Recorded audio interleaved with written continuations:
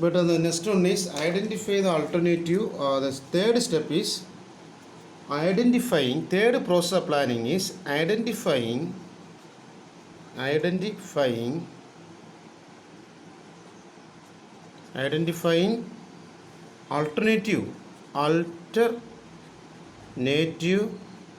course of action.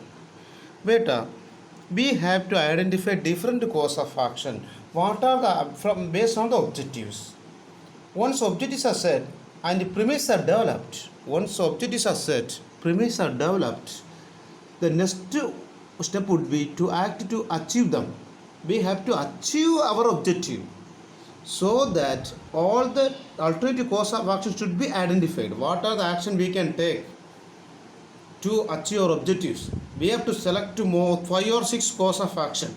Okay, many course of action. What are the possibility? Chance many there is a chance of course of action. All the course of action should be selected. Okay, that is called alternative. Identify alternative course of action.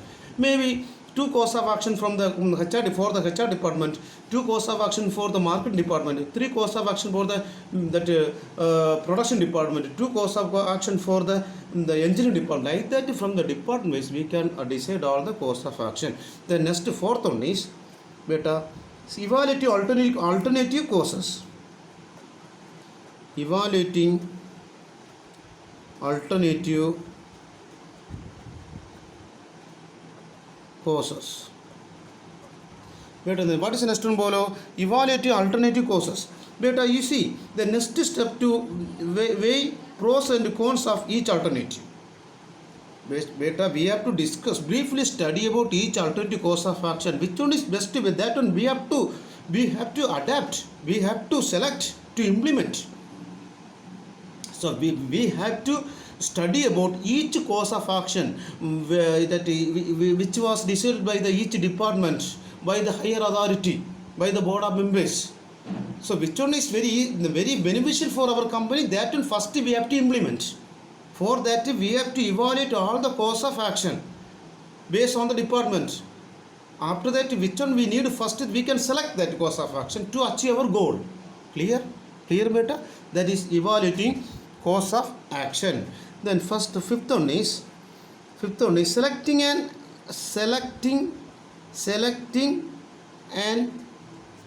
alternative. Data, see, from selecting an alternative means already we are having more than 5 or 6 course of action. Then we studied about all the course of action. If for each department, what are the requirements based on the objective.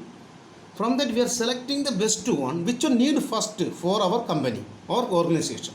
That we have to adapt, we have to select in order to implement. We have to compare all the organization objectives, departmental objectives. Okay, come from the company, all the departmental objectives we have to compare. Which one we need first, that we have to select to implement. We urgent that course of action. Okay, that is called selecting an alternative course of action.